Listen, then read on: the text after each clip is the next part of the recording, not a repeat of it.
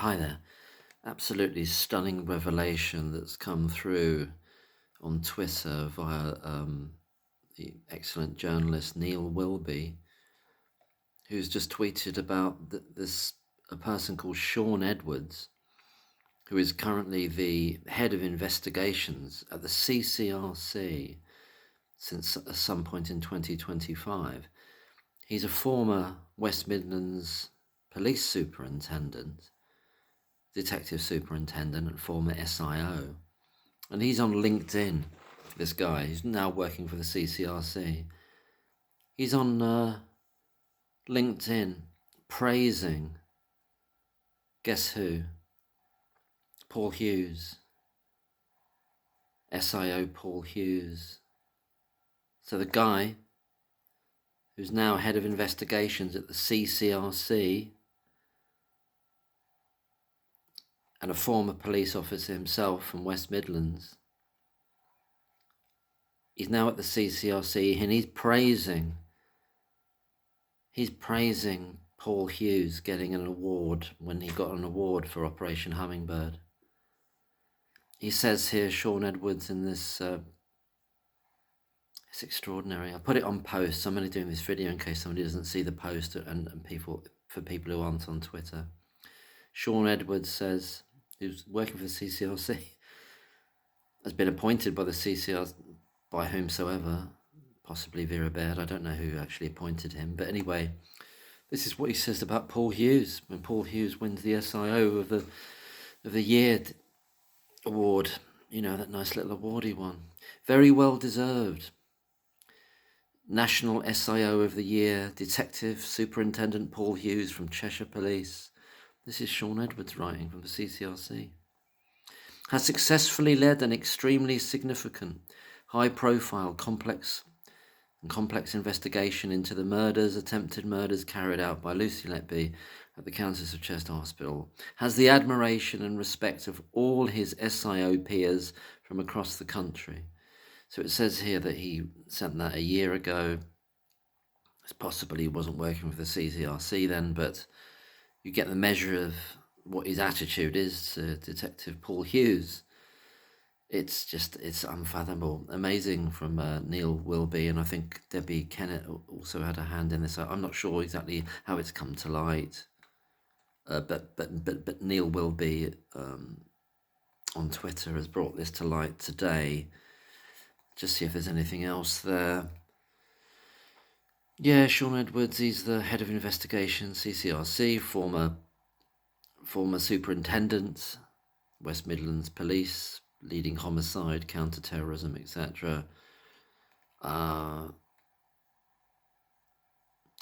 Neil Wilby goes on to say, that's who tweeted about this, that he's been appointed, this guy, who's praising Paul Hughes, he's been appointed on Vera Baird's watch while she's the CCR chair, albeit the recruitment process may have concluded before she took office. So she took office on the 2nd of June last year. Mr. Edwards, that's this Sean Edwards guy, became head of investigations in July 2025.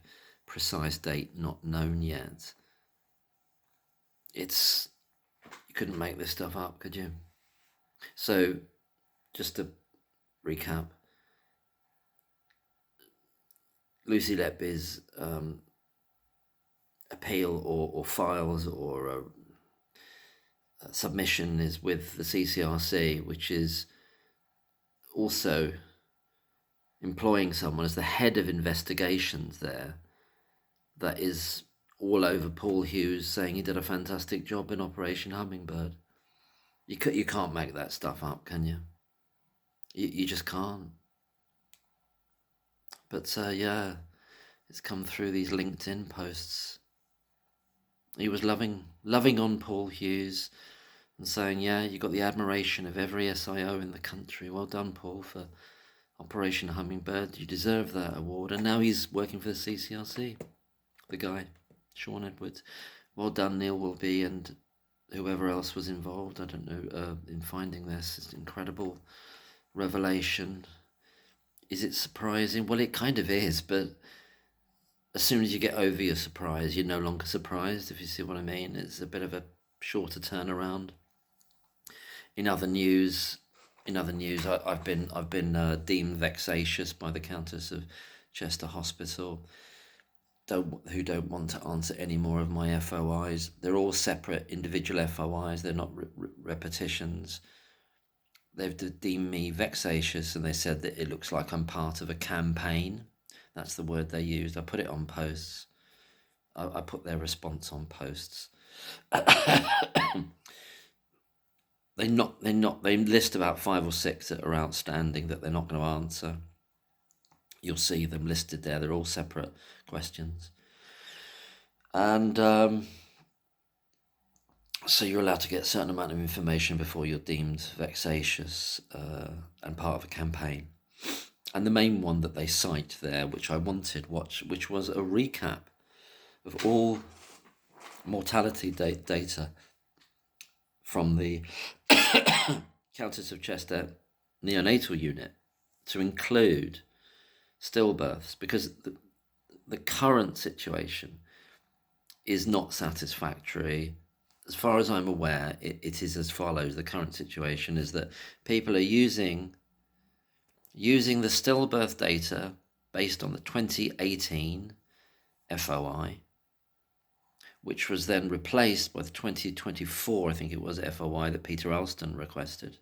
I think it's 2024. It's either 2024 or 2025, either way, much more recent, in which it's very, very different for the deaths of neonates on that.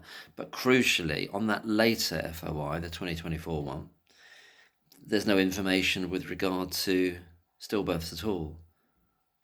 So we need a comprehensive single response showing all the correct data, all that they say is correct. I would never fully believe what they're saying is correct anyway.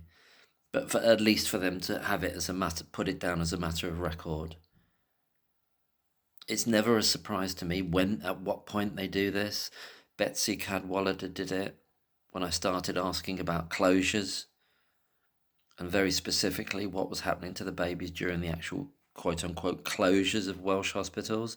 That's when they said, okay, no more, we're not gonna answer your other 9 that you've sent in, which are all separate questions that are necessary to ask to build up the picture of transfers of babies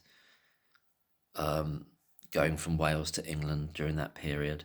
Here, the crux point is when I've asked for the mortality data again. I don't think it's an accident. I don't know how to appeal. I mean, I can appeal it. I think I'll try to do that. I'm not sure how to formulate that at the moment. I have to think about it. I've got 20 days.